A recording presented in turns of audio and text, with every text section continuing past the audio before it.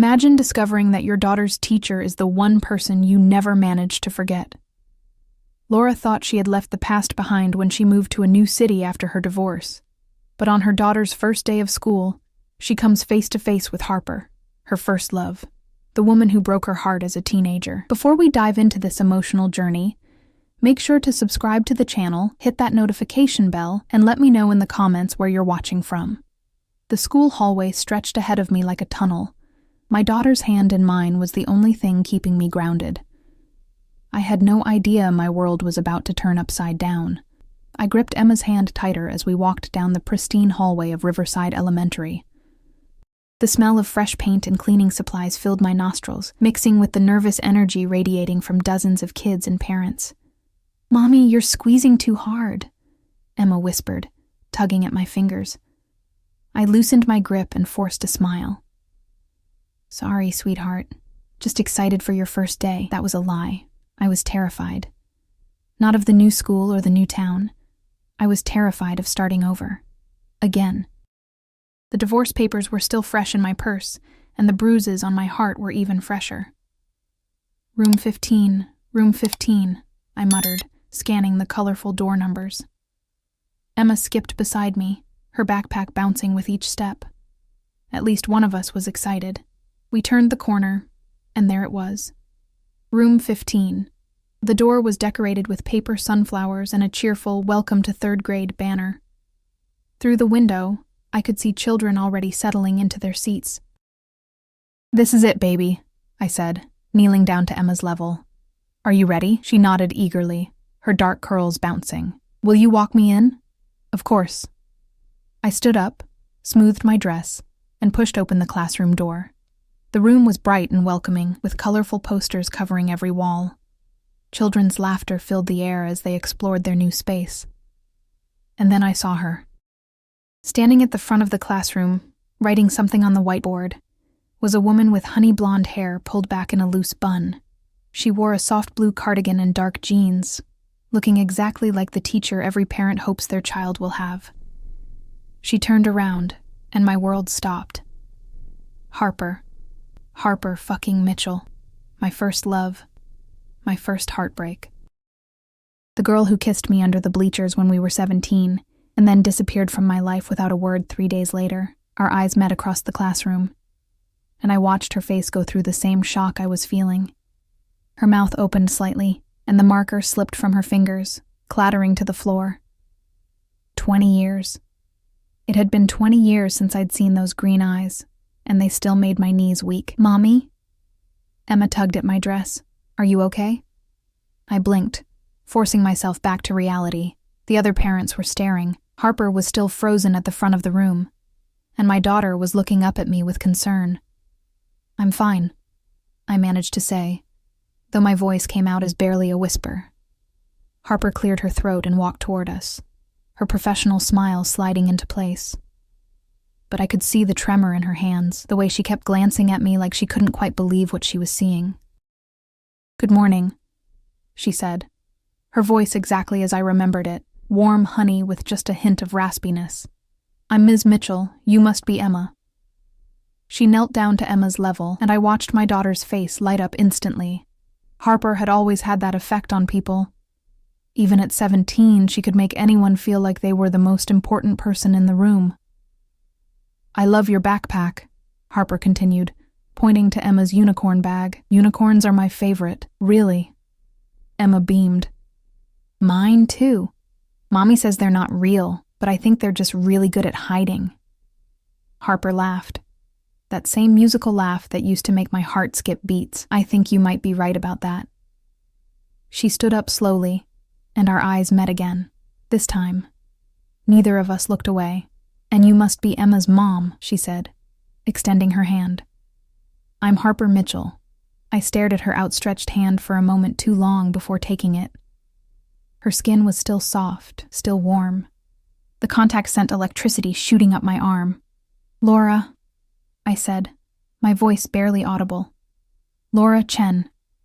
Her eyes widened slightly at my married name. Well, soon-to-be former married name. I saw the questions forming behind those green eyes, but she was too professional to ask them. Not here, not now. It's wonderful to meet you, Laura, she said, holding my hand just a second longer than necessary. Emma is going to love it here. I pulled my hand back, my skin still tingling from her touch. I'm sure she will. The classroom was filling up with more students and parents, but it felt like Harper and I were in a bubble. The noise around us faded to a dull hum. Mommy, can I go sit down now? Emma asked, already eyeing an empty desk near the window. Of course, sweetheart, I said, grateful for the interruption. I'll see you after school, okay? Emma hugged my legs, and then skipped off to claim her desk. I watched her go, using the moment to collect myself. When I turned back to Harper, she was studying my face with an intensity that made my cheeks burn. Laura Chen, she repeated softly, like she was testing how my name felt on her tongue. You look different, I supplied, suddenly self-conscious about the lines around my eyes. The way motherhood and a difficult marriage had changed me. Beautiful, she finished, and my breath caught in my throat.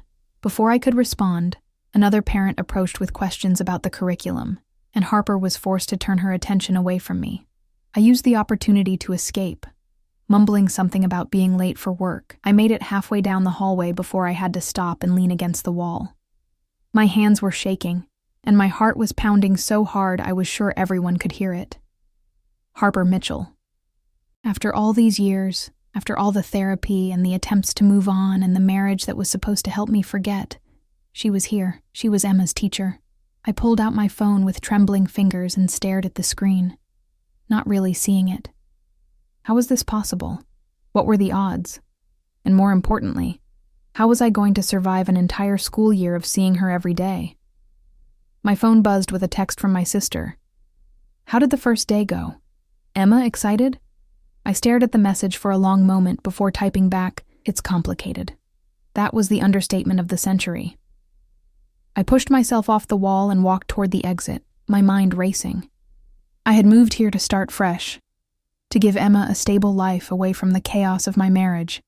The last thing I needed was to be thrown back into the emotional tornado that was Harper Mitchell.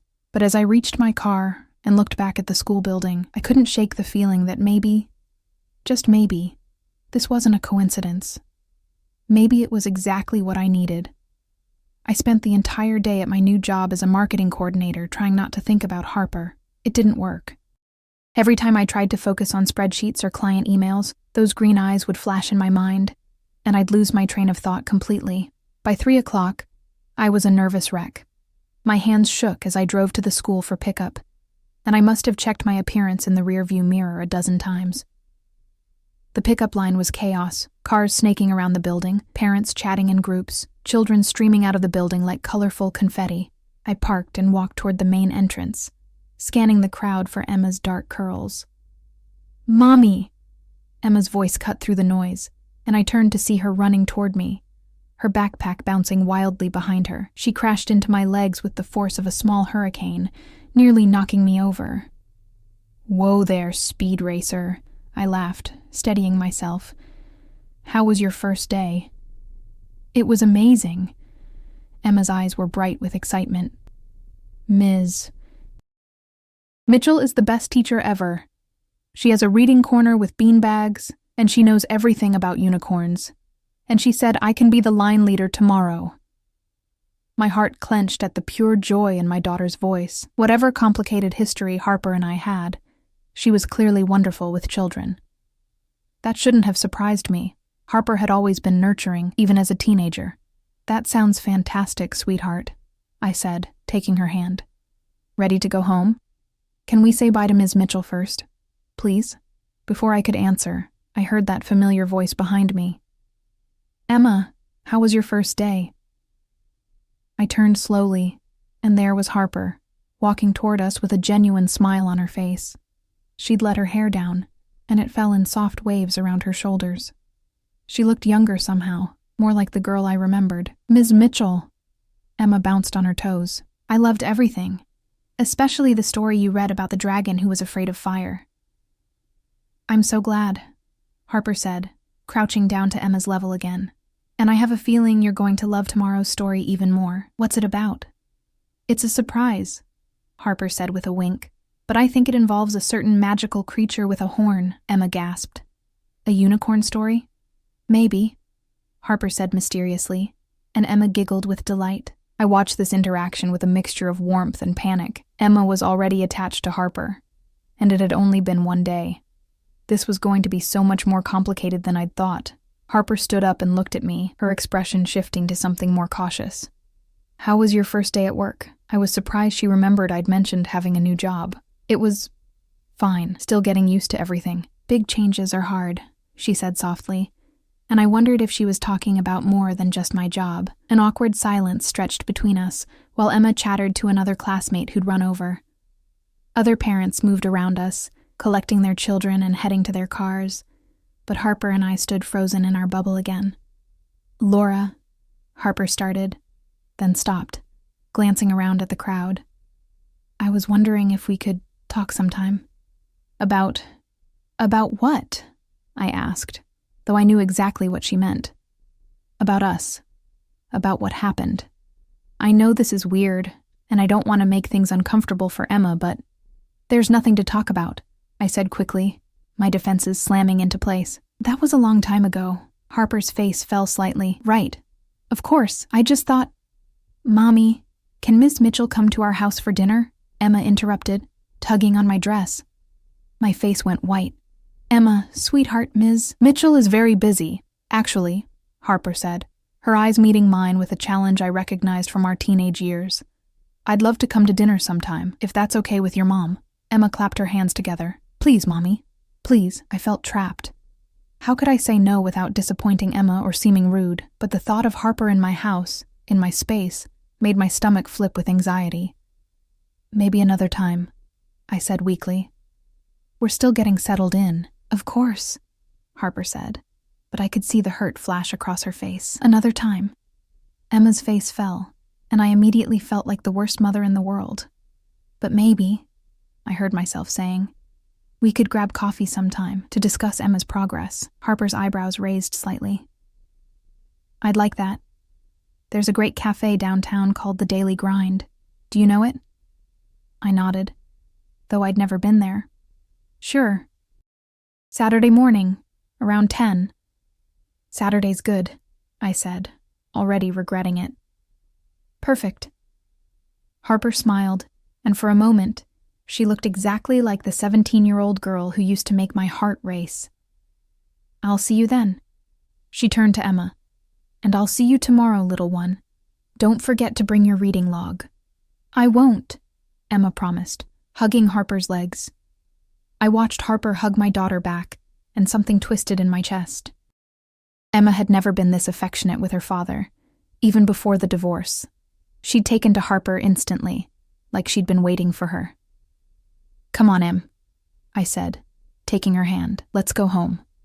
As we walked to the car, Emma chattered nonstop about her day, about Harper, about unicorns and reading corners, and how lucky she was to have the best teacher in the whole world.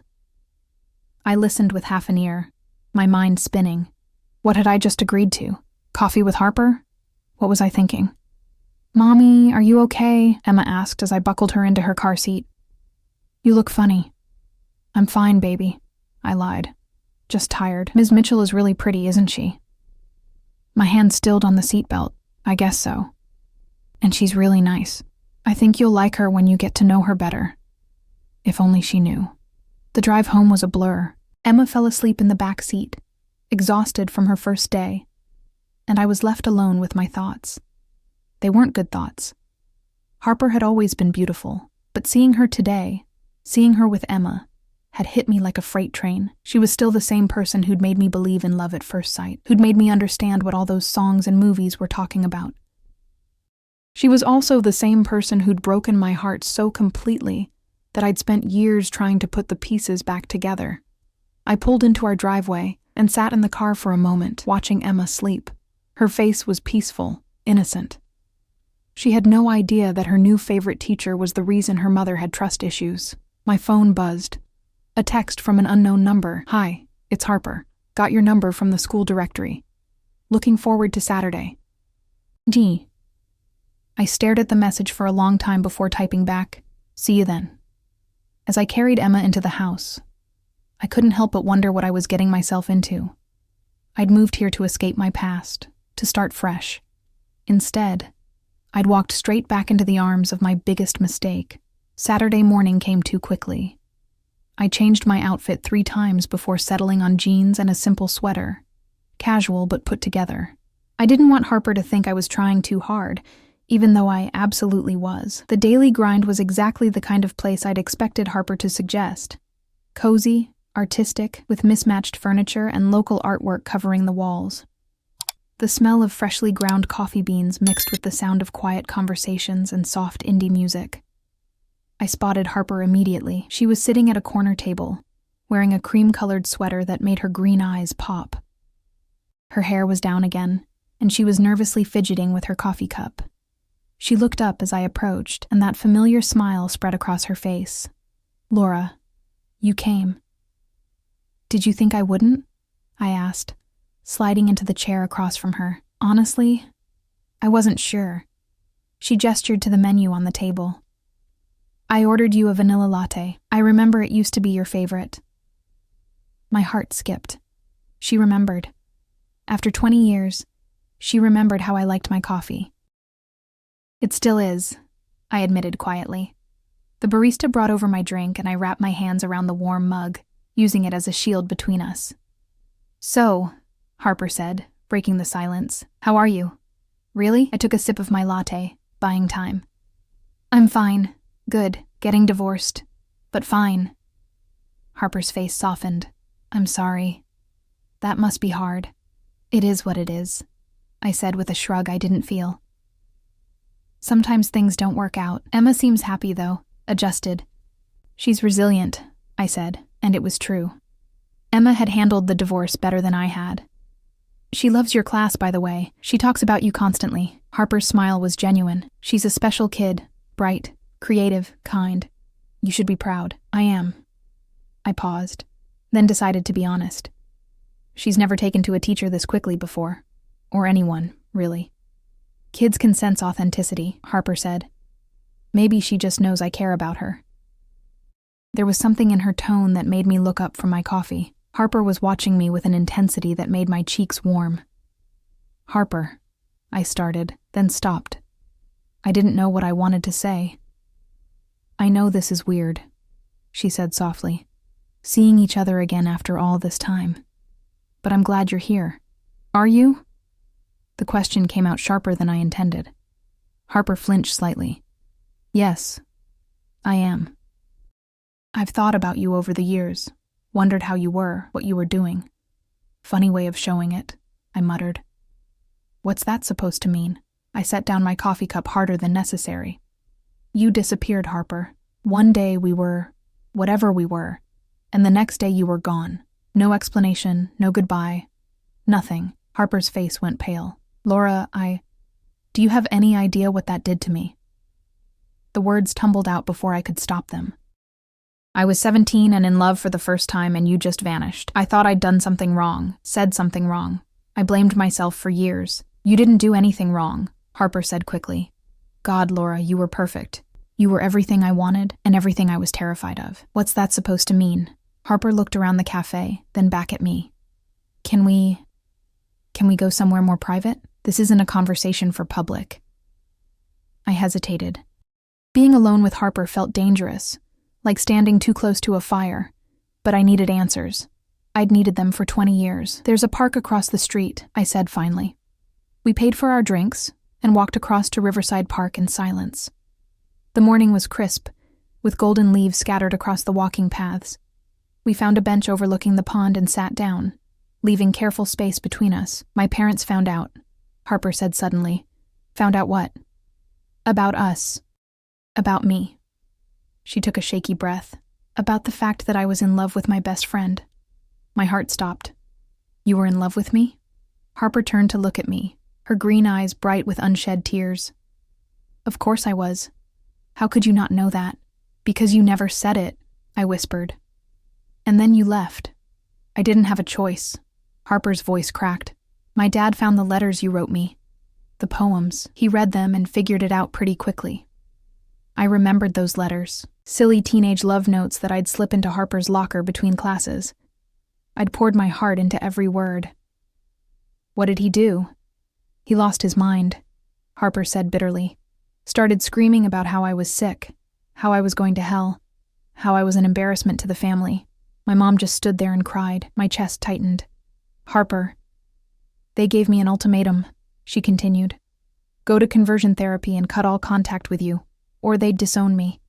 Kick me out with nothing. I was 17, Laura. I had nowhere to go, no money, no support system except them. I felt like I'd been punched in the stomach. So you chose them. I chose survival, Harper said firmly. I was a scared kid who didn't know any better. I thought maybe they were right, maybe I could change, maybe I could be normal. And did you? Change? Harper let out a bitter laugh. What do you think? You can't pray away who you are, Laura. You can't therapy yourself into being straight. All I did was waste years of my life trying to be someone I wasn't. We sat in silence for a moment, watching ducks glide across the pond. I felt like my entire understanding of the past had just been rewritten. I looked for you, Harper said quietly.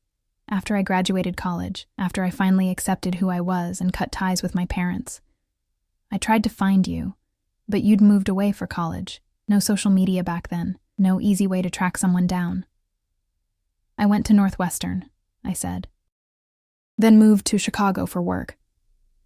I know, I found that out eventually, but by then, you were married.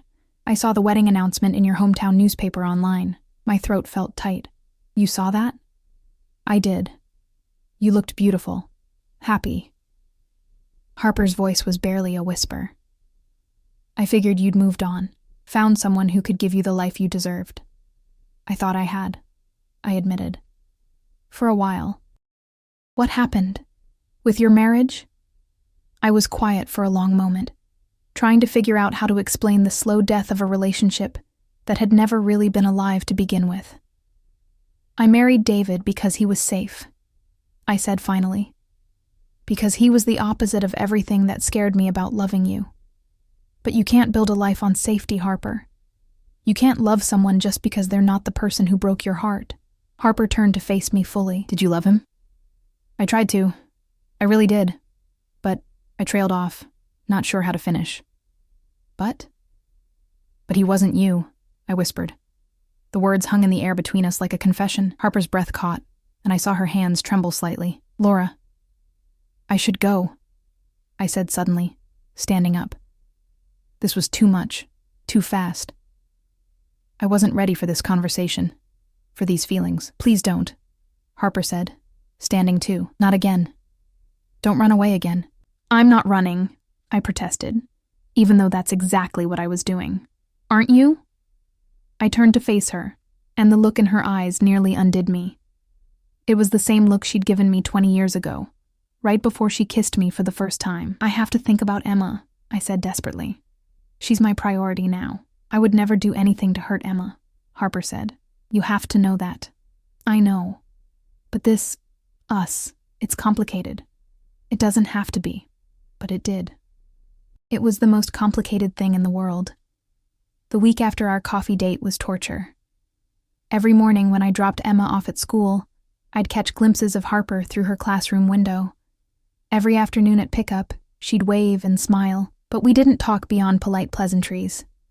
Emma, oblivious to the tension, continued to gush about her amazing teacher, Harper this, Harper that. It was like having salt rubbed in an open wound. Thursday afternoon, everything changed. I was running late for pickup because of a client meeting that ran over. When I finally made it to the school, the parking lot was nearly empty. Panic shot through me as I rushed toward the building. I found Emma in Harper's classroom, sitting at a small table with Harper, working on what looked like an art project. They were both laughing about something, and the sight of them together made my chest tight. Mommy! Emma looked up as I burst through the door. Look what Ms. Mitchell and I made. She held up a painting of a unicorn in a field of flowers. It was actually quite good for an 8-year-old. It's beautiful, sweetheart, I said, trying to catch my breath. I'm so sorry I'm late. The meeting ran over and it's fine, Harper said, standing up. Emma and I were having fun, weren't we, Em? Emma nodded enthusiastically. Ms. Mitchell taught me how to make the unicorn's mane look like it's flowing in the wind. That's wonderful, I said, but I was looking at Harper, not the painting. She was wearing a soft pink dress that brought out the color in her cheeks, and her hair was pulled back in a messy bun, with a few strands framing her face. She looked beautiful. She always looked beautiful. Emma, why don't you go wash your hands while I talk to your mom for a minute? Harper suggested. Emma skipped off to the classroom sink, humming to herself. Harper and I were alone for the first time since Saturday. Thank you for staying with her, I said. I really appreciate it. Of course. She's a joy to be around. Harper paused, then stepped closer. Laura, about Saturday. We don't need to talk about Saturday. I think we do. Harper's voice was gentle but firm. I can see you're avoiding me. I'm not avoiding you. I'm being professional. Professional? Harper raised an eyebrow. Is that what we're calling it? Before I could answer, Emma came bounding back over, her hands still dripping wet. All clean, she announced. Mommy, can Ms. Mitchell come to dinner this weekend? Please, I want to show her my unicorn collection. I opened my mouth to make another excuse, but Harper spoke first. I'd love to see your unicorn collection, Emma, but only if your mom says it's okay. Emma turned to me with those big brown eyes that I could never resist. Please, Mommy? Pretty please with a cherry on top. I looked at Harper, who was watching me with an expression I couldn't quite read. There was hope there, but also resignation, like she was expecting me to say no. Okay, I heard myself say. Saturday night, 6 o'clock. Emma squealed and threw her arms around my waist. Harper's face lit up with surprise, and something that looked like relief. Are you sure? Harper asked. No, I wasn't sure. I wasn't sure about anything anymore, but Emma was so happy and Harper looked so hopeful, and I was tired of fighting against something that felt inevitable. I'm sure. I lied. Saturday evening came faster than I wanted it to. I spent the entire day cleaning the house and cooking, trying to keep my hands busy so my mind wouldn't wander to dangerous territory. Emma was practically vibrating with excitement. She'd changed her outfit 3 times and had arranged her entire unicorn collection on the coffee table for Harper's inspection. The doorbell rang at exactly 6 o'clock. She's here, Emma shrieked, running to the door. I took a deep breath and followed her. When I opened the door, Harper was standing on my porch holding a bottle of wine and a small wrapped gift. Hi, she said softly. Hi. She was wearing dark jeans and a cream-colored sweater, and she looked nervous. It was oddly comforting to know I wasn't the only one feeling anxious. Ms. Mitchell. Emma pushed past me and hugged Harper's legs. You came. Of course I came. Harper laughed, hugging her back. I brought you something. She handed Emma the wrapped gift, and Emma tore into it with the enthusiasm only children possess. Inside was a beautiful hardcover book about unicorns. Oh my gosh, Emma breathed. This is the best book ever. Thank you, thank you, thank you. You're very welcome, Harper said, then looked at me. I brought wine. I wasn't sure what you liked, so I went with a safe Pinot Grigio. That's perfect, I said, taking the bottle. Come in. Harper stepped into my house, and I watched her take in the space. It was a small rental, nothing fancy. But I'd tried to make it homey. Family photos on the mantel, Emma's artwork covering the refrigerator, books everywhere. It's lovely, Harper said. Very you. Very me? Warm, welcoming, beautiful. Our eyes met. And for a moment, the air between us crackled with electricity. Then Emma grabbed Harper's hand and started dragging her toward the living room. Come see my unicorns. I have 47 of them. I watched Harper let herself be pulled away, and I couldn't help but smile. She was so good with Emma, so natural. It made my heart ache in ways I didn't want to examine too closely. Dinner was surprisingly easy. Harper complimented my cooking, chicken parmesan, nothing fancy. And Emma chattered nonstop about school, her friends, her unicorns, and everything else that popped into her 8-year-old brain. Harper listened to every word like it was the most important thing she'd ever heard. She asked follow-up questions, laughed at Emma's jokes, and even helped her cut her chicken when she was struggling. It felt like a family dinner. It felt like something I'd been missing without even knowing it. After dinner, Emma insisted on showing Harper her room and her complete unicorn collection. I cleaned up the kitchen and tried not to eavesdrop on their conversation upstairs, but I could hear Emma's delighted giggles and Harper's warm responses. They came back down an hour later, Emma in her pajamas and Harper carrying the unicorn book. "Ms. Mitchell is going to read me a bedtime story," Emma announced. "If that's okay with your mom," Harper added quickly. "Of course," I said. "But just one story, Em. It's already past your bedtime." I tucked Emma into bed while Harper sat in the chair beside her bed, book in hand, watching Harper read to my daughter, seeing the gentle way she turned the pages and did different voices for the characters. Made something deep in my chest crack open. Emma was asleep before Harper finished the story. We tiptoed out of her room and back downstairs, where the wine was waiting. "She's amazing," Harper said, as I poured us each a glass. "You've done such a good job with her. Thank you. She really likes you." "I really like her too." Harper accepted her wine and settled onto the couch beside me. "She reminds me of you at that age. Curious, creative, full of life. You didn't know me at that age. I knew you at 17. Close enough." We sat in comfortable silence for a moment, sipping our wine. The house was quiet, except for the soft tick of the clock on the mantel. "This is nice," Harper said softly. "What is?" "This. Being here with you. It feels dangerous," I supplied. Harper turned to look at me. I was going to say right. My breath caught. "Harper, I know you're scared," she said. "I'm scared too. But I can't pretend I don't still have feelings for you, Laura. I can't pretend that seeing you again hasn't turned my world upside down." "We can't do this," I whispered. "Why not?" "Because you're Emma's teacher, because I'm barely divorced, because you broke my heart once and I can't survive you doing it again." Harper set down her wine glass and turned to face me fully. "I'm not going anywhere this time." "You don't know that." "Yes, I do." Her voice was firm, certain. "I'm not 17 anymore, Laura. I'm not scared of who I am or what I want. And what I want is you. I've always wanted you."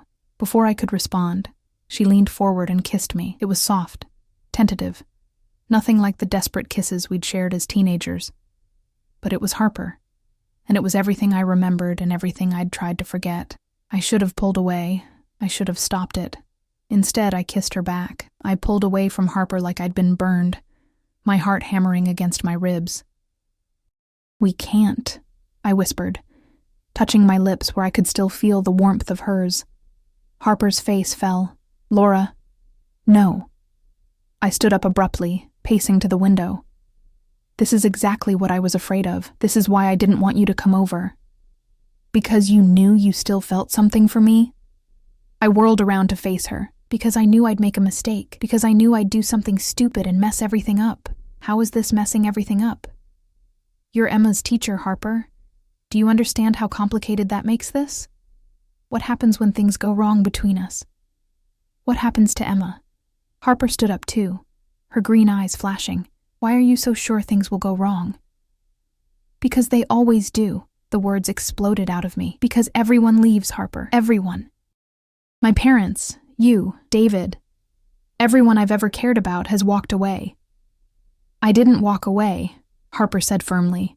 "I was forced away. There's a difference. The result was the same. I was 17. So was I shot back.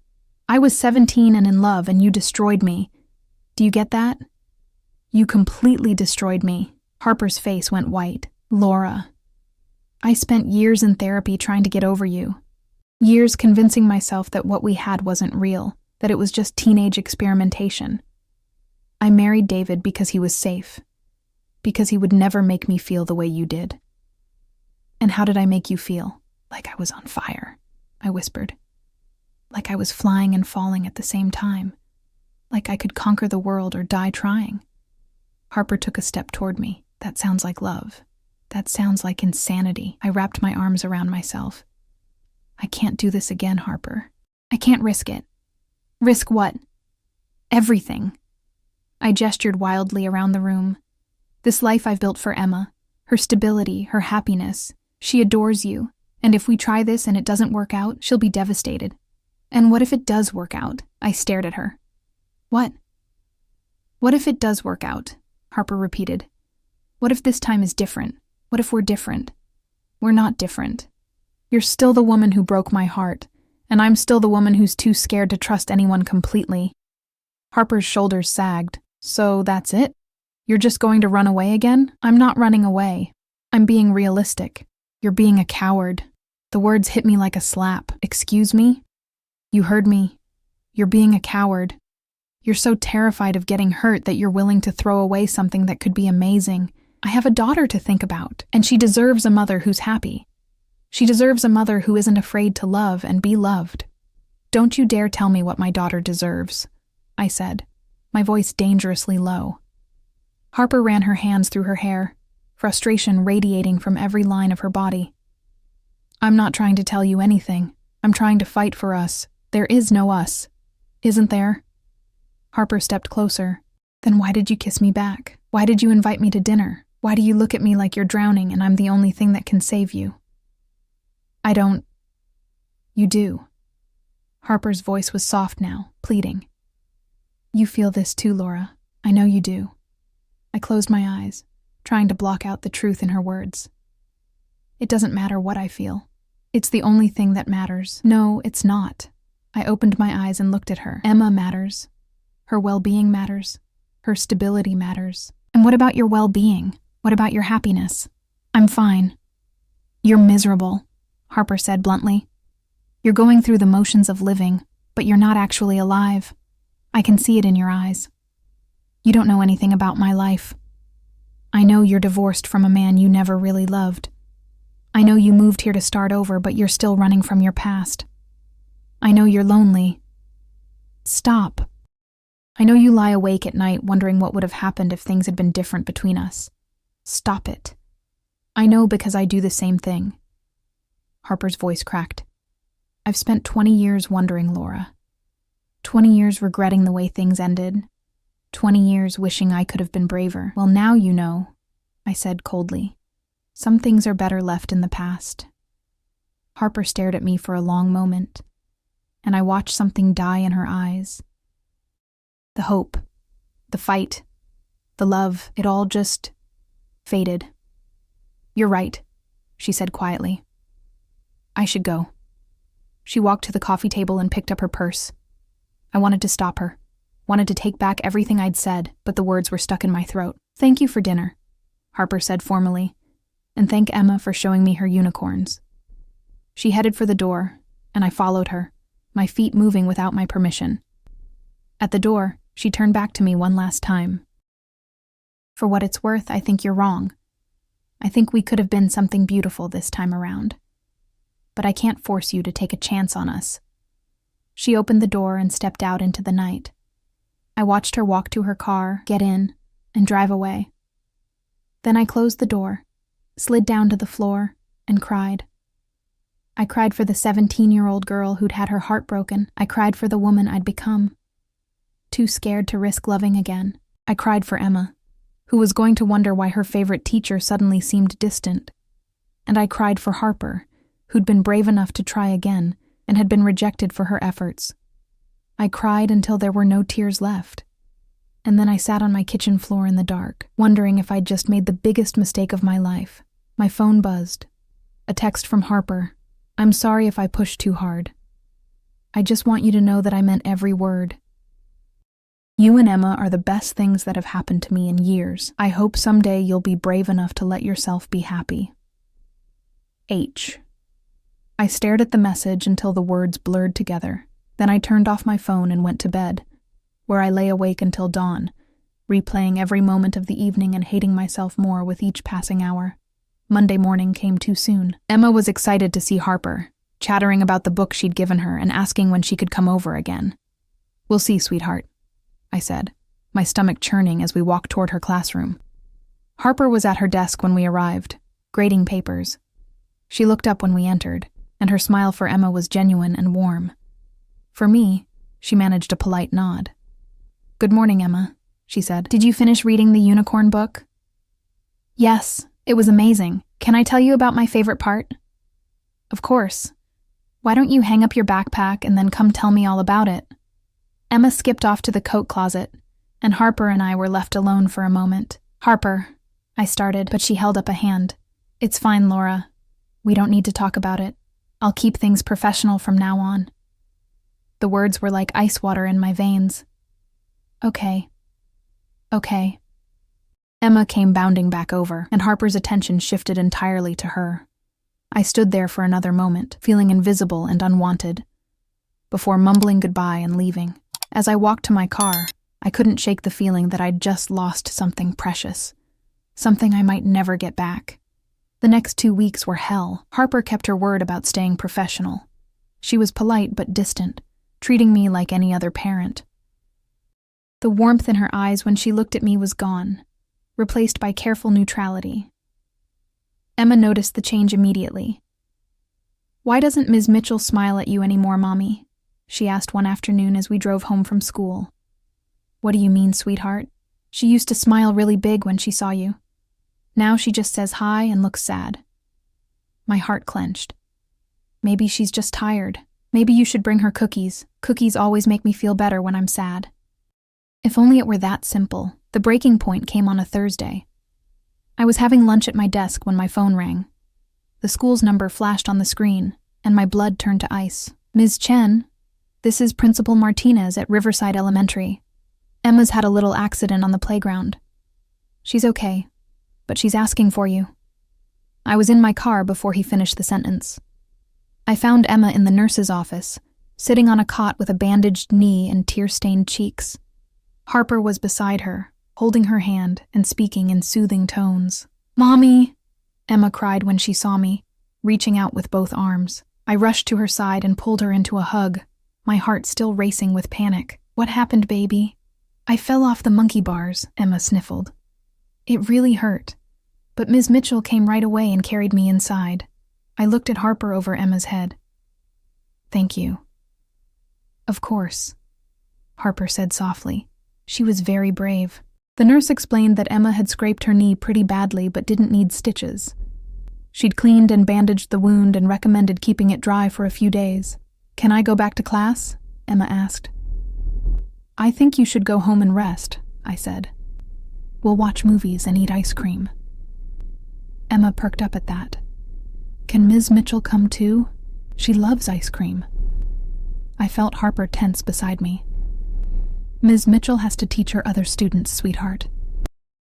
Actually, Harper said quietly, I have a planning period next. I could walk you both to your car, make sure Emma's okay. I wanted to say no. I wanted to maintain the distance we'd established. But Emma was nodding eagerly, and Harper was looking at me with something that might have been hope. Okay? I said. Harper helped Emma off the cot, and we walked slowly to the parking lot. Emma chattered about her fall, dramatically reenacting the whole thing for Harper's benefit. Harper listened with the same attention she always gave Emma, asking questions and making sympathetic noises in all the right places. At my car, Harper helped Emma into her booster seat while I got her backpack situated. Thank you, I said again as Harper closed Emma's door, for taking care of her. She's special, Harper said simply. I'd do anything for her. The way she said it made me look at her more closely. There were dark circles under her eyes, and she looked thinner than she had a few weeks ago. Harper, are you okay? She seemed surprised by the question. I'm fine. You look tired. I haven't been sleeping well. She glanced at Emma through the car window, then back at me. Can I ask you something? I nodded. Are you happy with the way things are between us? The question caught me off guard. What do you mean? I mean this polite stranger thing we're doing. Is this what you want? I looked at Emma, who was pretending to read her book, but obviously listening to every word. Can we talk about this later? I asked. When? I don't know. Soon. Harper studied my face for a moment, then nodded. Okay, soon. That evening, after Emma was asleep, I found myself staring at Harper's contact information in my phone. My finger hovered over the call button for 10 minutes before I finally worked up the courage to press it. She answered on the second ring. Laura?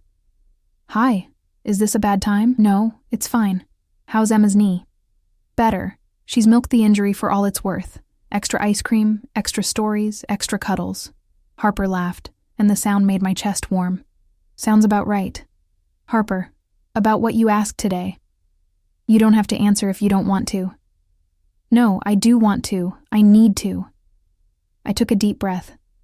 I'm not happy with the way things are between us. Silence on the other end. I miss you, I continued. I miss talking to you, laughing with you. I miss the way you look at me like I'm something special. You are something special. I'm also terrified, I admitted. I'm terrified of getting hurt again, of hurting Emma, of messing everything up. What if we took it slow? Harper asked. What if we just tried being friends first? Friends? Friends. No pressure, no expectations. Just us, figuring things out. I considered this. What would that look like? Coffee dates, dinners with Emma, conversations that don't end with one of us running away. I don't run away, I protested. Laura. Okay, fine. I run away. But only because I'm scared. I know. And I'm not asking you not to be scared. I'm just asking you to be scared with me instead of scared alone. Something in my chest loosened. Scared together? Scared together. What do you say? I closed my eyes and thought about the past 2 weeks. The careful politeness, the forced distance, the way Emma kept asking why Ms. I thought about Harper carrying my injured daughter to the nurse's office, about the way she'd looked at me like I was the only person in the world who mattered. I thought about being brave. Okay, I said. Friends. Friends. Harper agreed, and I could hear the smile in her voice. But we take it slow as you need. And if it gets too complicated, we'll figure it out. Harper interrupted. Together. Together, I repeated. And for the first time in weeks, I felt like I could breathe again. Laura? Yeah? Thank you for giving us another chance. Thank you for being patient with me, always. Harper said softly. I'll always be patient with you. After we hung up, I sat in my living room and looked around at the life I'd built for Emma and me. It was safe, predictable, quiet. Maybe it was time for a little noise. Maybe it was time to stop being so afraid of living that I forgot how to be alive. Maybe it was time to trust that some people, some love, was worth the risk. I picked up my phone and sent Harper a text. Coffee tomorrow after school? My treat. Her response came immediately. I'd love that. Thank you for being brave. I smiled and typed back. Thank you for being worth it. 3 months later, I was standing in Harper's kitchen, watching her make pancakes while Emma sat at the counter, chattering about her upcoming school play. And then the unicorn saves the whole kingdom, and everyone lives happily ever after, Emma concluded, taking a big bite of pancake. That sounds like the best play ever, Harper said, flipping another pancake with practiced ease. I can't wait to see it. You're coming, right? Emma asked, syrup dripping down her chin. Wouldn't miss it, Harper promised, catching my eye over Emma's head and smiling. It had taken us 3 months to get here, to this easy domesticity, this sense of rightness. 3 months of coffee dates and careful conversations, of slowly rebuilding trust, and learning how to be together as adults instead of heartbroken teenagers. It hadn't been easy. There had been setbacks, moments when my fear threatened to overwhelm me, and I wanted to run. But Harper had been patient, and I had been brave, and somehow we'd found our way to each other. The turning point had come 6 weeks ago, when Emma had asked if Harper could come to her school's fall festival with us. Like a family? Emma had asked innocently, and Harper and I had looked at each other across the dinner table, both of us thinking the same thing. Yes, like a family. We'd made it official last week, not the relationship. That was still new, still fragile, still something we were handling with care. But Harper had transferred to a different school for the spring semester, removing the professional complication that had made everything so difficult. I want to be with you, she'd said, when she told me about the transfer. Really be with you, without any barriers or complications.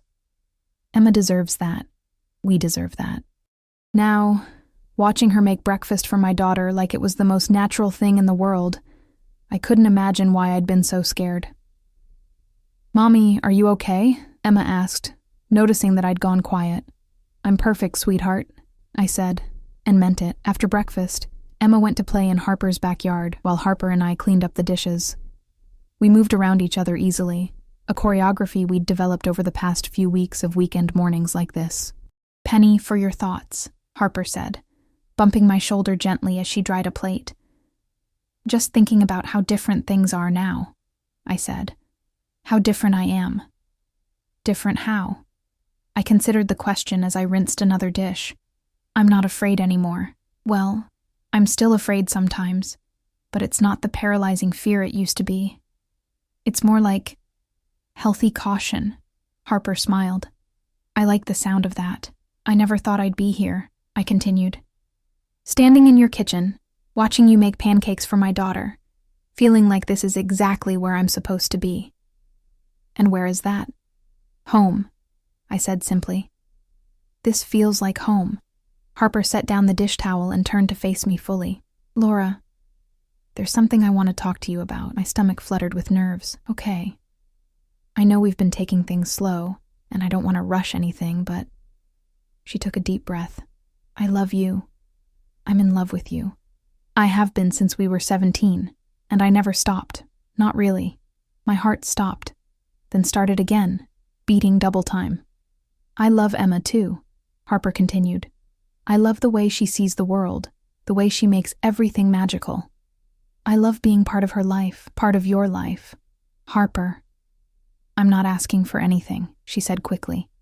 "I'm not asking you to say it back or make any big decisions. I just needed you to know. I needed to be honest about how I feel." I stared at her. This woman who had been my first love, my greatest heartbreak, and now my second chance. She was looking at me with such vulnerability, such hope, that it took my breath away. "I love you too," I whispered. Harper's face lit up like sunrise. "You do?" "I do. I love you so much it scares me sometimes. But it's a good scared now, not a running away scared." Harper stepped closer, reaching up to cup my face in her hands. "Really? Really?" I leaned into her touch. "I love the way you are with Emma, the way you make her feel special and important. I love the way you make me feel like I'm enough, just as I am. I love your patience and your kindness, and the way you never gave up on us." "I could never give up on us," Harper said softly. "We're worth fighting for."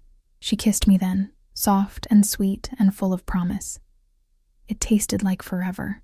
"Ew, gross," Emma's voice came from the back door, but she was giggling. "Are you guys being mushy again?" We broke apart, laughing. Emma had been surprisingly accepting of our relationship, especially after Harper explained that sometimes grown-ups who care about each other very much like to hug and kiss. "Very mushy," Harper confirmed, pulling Emma into a group hug. "The mushiest." Emma squealed with delight, and I felt something settle deep in my chest. This was it. This was what happiness felt like. Later that afternoon, after we'd taken Emma to the park and gotten ice cream and read stories on Harper's couch, I found myself thinking about the future. For the first time in years, it didn't feel scary. It felt bright and full of possibility. "What are you thinking about?" Harper asked. Emma had fallen asleep between us during the third reading of her unicorn book, and we were speaking in whispers. "The future," I said. "Our future. What do you see?" I looked at Emma's sleeping face, then at Harper's hopeful one. "I see Sunday morning pancakes and bedtime stories. I see Emma's school plays and birthday parties and Christmas mornings. I see us growing old together, watching Emma grow up and maybe..." I paused, suddenly shy. "Maybe what?" "Maybe giving her a little brother or sister someday. If you want that." Harper's eyes filled with tears. "I want everything with you, Laura. Everything. Even the hard parts, the fights and the stress and the moments when I'm impossible to live with. Especially those parts," Harper said firmly. "I want all of it. The good, the bad, the messy, the beautiful. I want a life with you." I leaned over Emma's sleeping form and kissed Harper again, pouring all my love and hope and dreams into that kiss. "I want a life with you too," I whispered against her lips. 6 months later, Harper moved in with us. Emma helped her unpack, carefully arranging Harper's books next to ours on the shelves and making space in her unicorn collection for Harper's childhood stuffed animals. "Now we're a real family," Emma announced as we stood in the living room, surrounded by boxes and looking at our life all mixed together. "We were always a real family," Harper said, pulling both Emma and me into a hug from the moment we found each other again. A year after that, Harper proposed. She did it on a Saturday morning in our kitchen, while Emma was at a sleepover and we were making pancakes. She got down on one knee right there by the stove, holding a simple diamond ring and telling me she wanted to spend the rest of her life making me happy. I said yes before she finished asking. Emma was our maid of honor at the small ceremony we held in our backyard. She wore a purple dress and carried a bouquet of paper flowers she'd made herself. During the reception, she gave a speech about how happy she was that her two favorite people in the world had found each other.